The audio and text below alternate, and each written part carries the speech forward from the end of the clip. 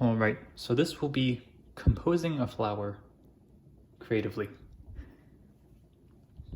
In the past, we have done watercolor recreations of botanical illustrations, with the guide being to follow the composition and values and textures of the original. But in this one, we are going to change the composition.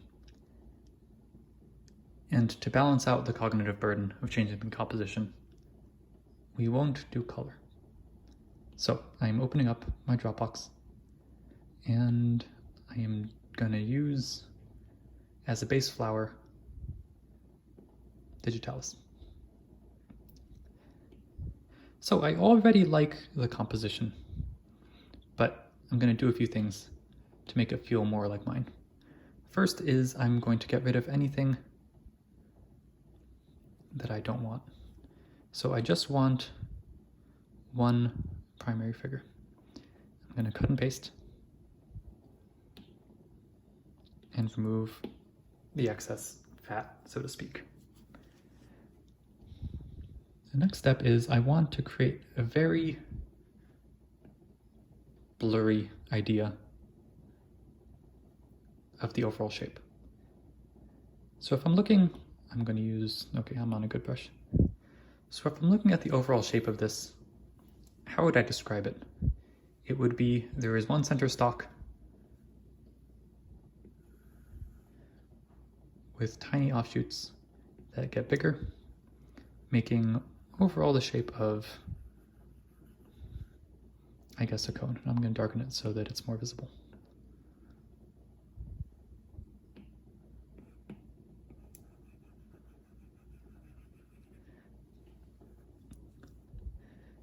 So if the overall shape is more or less a cone and a wavy cone, or maybe like a lance, I'm going to make it just a little bit more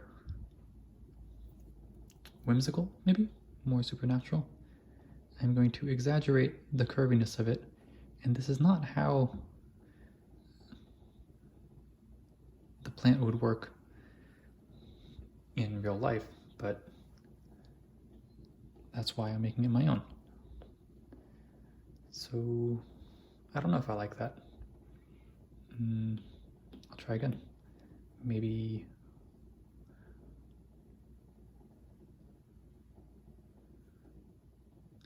like a snake would be interesting.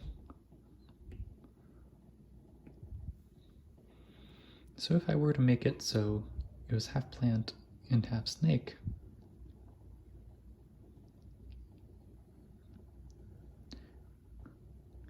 I could do that. That could work. I know, it doesn't look very snaky. It's a very subtle change, in fact, to the composition, but it's enough. It's enough to call it my own.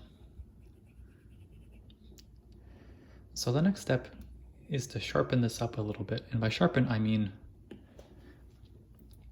I'm executing a process where I am taking in information from inspiration, changing it in my head, and putting it back out. And when I put it out, it's just a vague approximation of what's in my head. I have to use this as the basis for the next level of development. So if I look closely at the source material,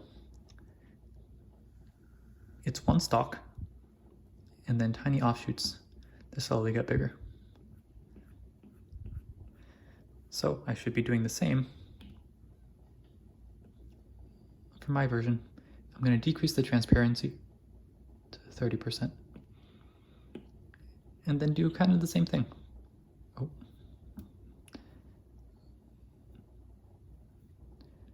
Do a stalk in the middle, and then do tiny offshoots that slowly get bigger.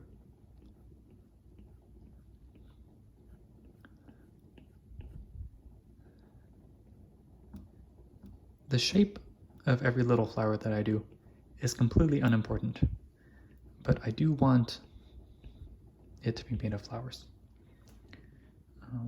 If we're looking at our original here, there are offshoots here and here. But there are also a few big flowers that are just hanging out in the middle. So I'm going to include those middle flowers too on a separate layer, just because making a new layer is pretty easy and doesn't take much time. So this is the sharpened version from the original. If this is the blurriest, then this is one more stage of development on top of it.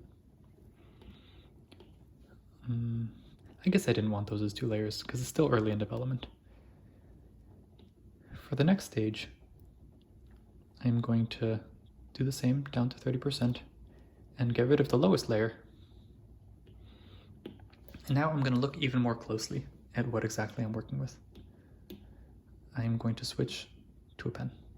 I'm going to zoom in here and just look at the pattern. The pattern starts off with a bulb, and then towards the bottom, the bulb opens up.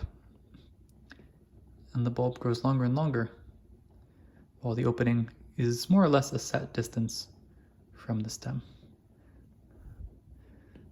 So there's a lot of little offshoots that are all equidistant, and then longer and longer bulbs as it reaches the bottom.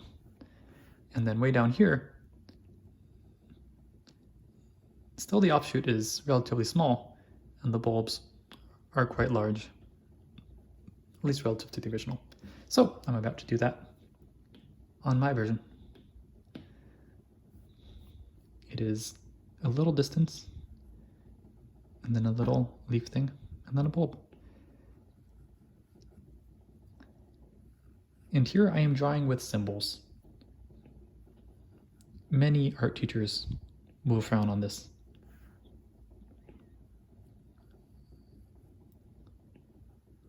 But they will frown on it when you are learning to draw from life. This is not drawing from life. This is creating your own composition. When you're creating your own composition, it's a very hard process. So I advise to take every shortcut possible, and drawing with symbols is one of them. These do not have to look like these. They just have to look like they are something.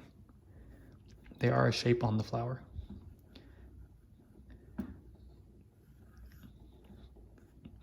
The more you zoom in, the slower you work. I should be working zoomed out. I do not need that level of detail yet.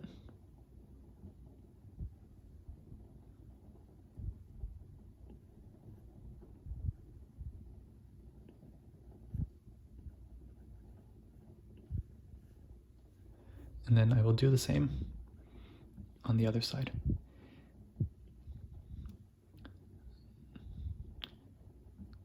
It's a very specific attention to detail. The detail is not matching exactly how this bulb grows. The detail is just that a bulb exists. I don't have to make it look that much like the original. I just need a shape in that vague silhouette, more or less. And again, I'm zooming in a little too much, so I'm going to zoom out.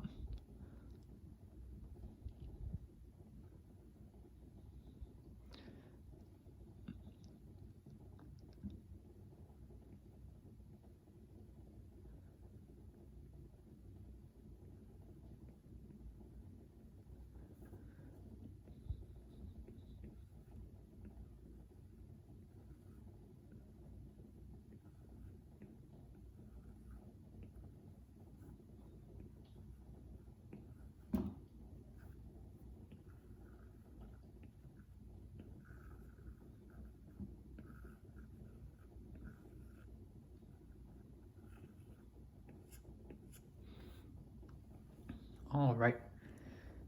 And I need the center stalk.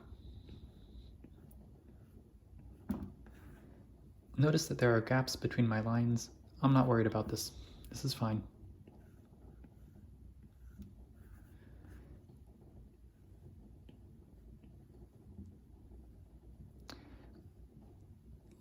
the lines don't intersect. I am taking time to avoid that.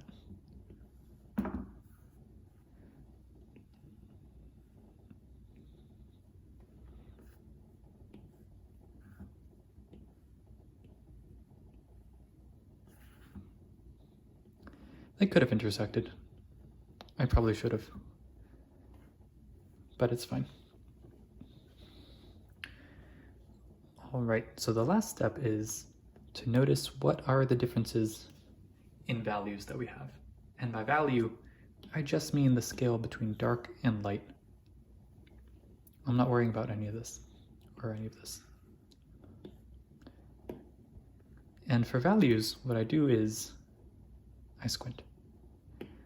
I look at this, I'm going to get rid of, I look at this and I see what is the lightest part, what is the darkest part, and it's actually all pretty close. I can cheat if I want and turn down the saturation, but it's all pretty much just dark gray. For mine, I want it to stand out. I want the flowers to be noticeable. The ultimate goal in any creation of art is to transfer information to the viewer. So I want it to be as easy as possible for the viewer to know that this stock is covered in flowers. So the way that I'm going to do it is I'm going to darken the main stock a little and brighten the flowers a little. Now, if I was trying to do a normal illustration, I would use a clipping mask to save time. But this is just the composition. I'm not worried about being too neat. What I will do is a normal mask, and I will show in a sec what that means. So I'm going to start here and kind of just fill in everything except the flowers. But if I do fill in a flower, I'm not worried. I kind of just deal with it. And then at some point, the brushstroke will end. And then I'll start a new brushstroke. And keep going.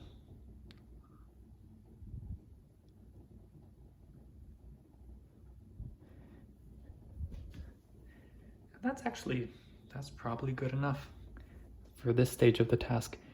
It looks a lot like I just copied it, but the process was entirely different. I picked my own composition, I followed the pattern, and I made a different path for finishing it up. There's a few more things that I could do. For example, if I think, okay, how do I sharpen it more? Sharpening it more just means zooming in more. So here I could see that on the mature blossoms, if I go back to inking, there's a cylinder. I'm going to darken that. There's a cylinder, and then it flares at the end. And this pattern it only exists at the big flowers. None of the small ones have it. So I could do that. I could do another layer on top of this one. I would, again, decrease the transparency and do it again. And it really depends on the stage of development that I'm in. If at this point I've decided that I don't like this composition, I would just leave it and do something else. But just to show for an example what this would look like, it would be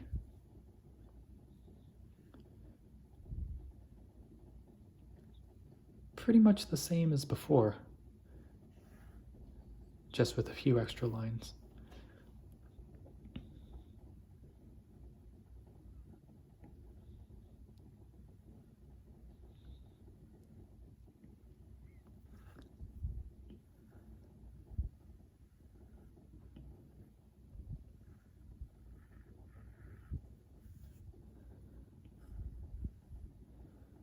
The slower I go, the more accurate I am. But the faster I go, the more I let my subconscious do my work instead of my conscious. And the goal should always be trying to get the subconscious to do as much as possible while still creating something that looks beautiful.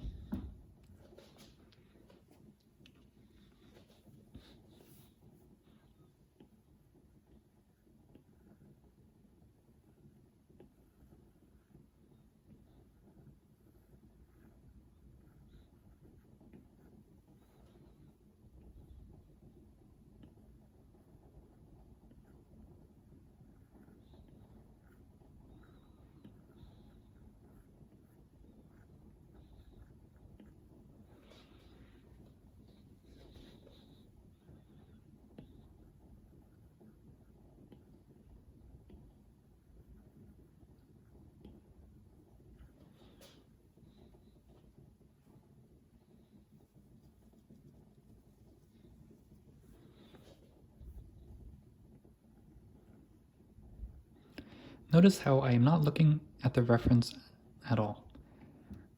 I look at the pattern, and once I have the pattern down, I don't need to look at it anymore. I have it figured out. I've made tons of mistakes on this, but this is the first time I'm doing this recorded, so I'm definitely not used to it. It's weird to work and talk at the same time. I had an art teacher once who said that if you're really drawing well, you will not be able to speak, which I really agree with in terms of drawing from life. And it's really important to know how to draw from life or draw from reference. But this is not drawing from reference. This is bringing whatever exists in your mind out into the real world.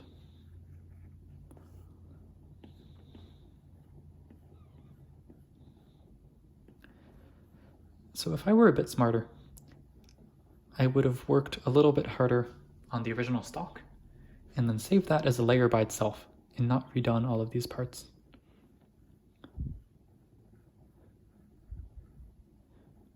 But this lets me put a little more love into it. And again, it depends on how much you love a particular composition. Everything you do should be fun. If it's not fun, you shouldn't be doing it.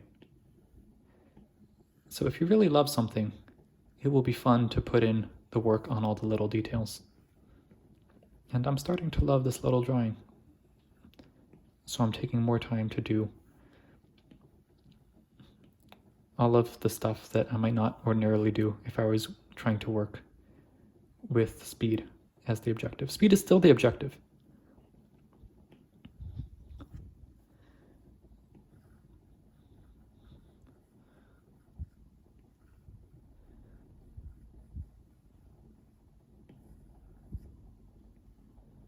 And while I'm here, since I'm redoing all of these anyways, I might as well take a little look at the subtleties of these. If I look carefully, it's not really just a blob. It is a blob and then a little indent. It's a blob and then a little indent. So I should be doing the same for these. It is the bushy base, a blob, and then a little indent.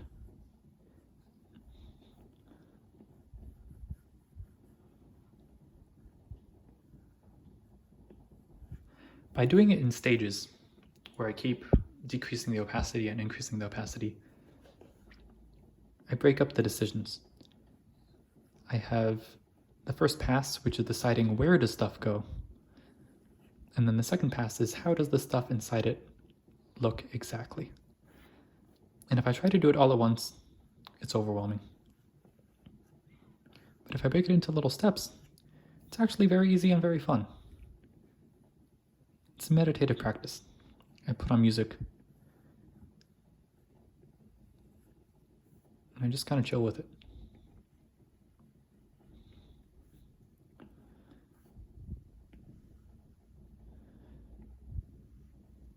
I am following the guide that was set by my past self. And I follow the mantra of I can't do anything wrong. whatever I do it perfectly, and I don't worry about fixing it. If at some point I fix it, I'll worry about that when I come to it. But in the moment, it is just small batches of work.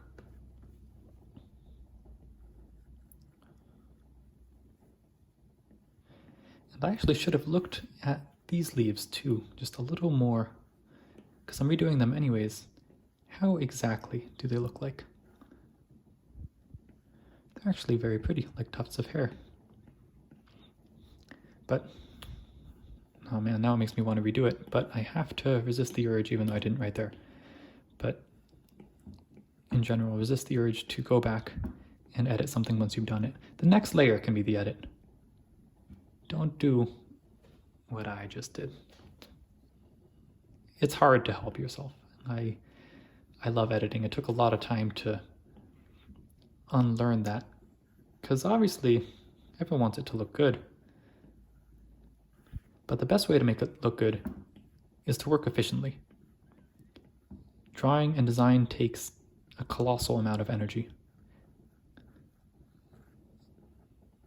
So you have to find every opportunity possible to not use up that energy.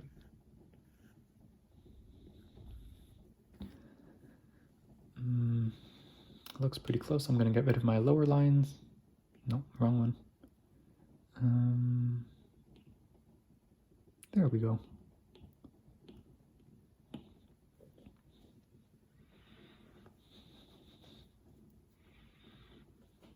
Okay, that is honestly good enough.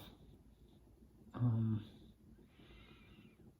going to add some more background just because some of them are looking a little undercolored there. I could recolor the whole thing. That would, if I was taking this seriously, I would. I will. Why wouldn't I take it seriously? Yeah. Same thing. Coloring within the lines, but not freaking out if I don't get it.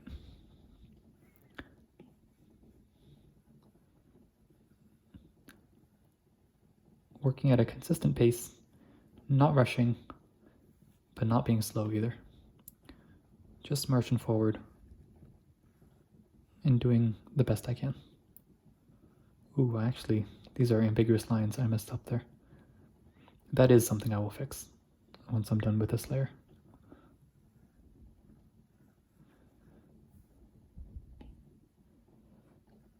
I don't want overlapping brush strokes. I use one continuous brush stroke for as long as I can. I can double back, but I do not lift the brush.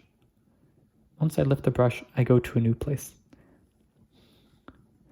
Because just for an example, I'll show what happens when you lift the brush. If I do this, and then I do this again, there are subtle, I mean, it looks fine here, but if you're in the habit of it, there will be subtle inconsistencies that make it look, inconsistencies that look unintentional. Art is a game of pretending that it looks just the way you want it to look, and it never does. If it looks exactly the way you want it to look, you are spending too much time on a drawing. And I know there are a lot of artists that love realism,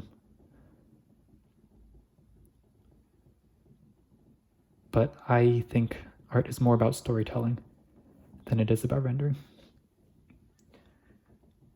All right, that looks beautiful to me. I am going to touch it up with some highlights because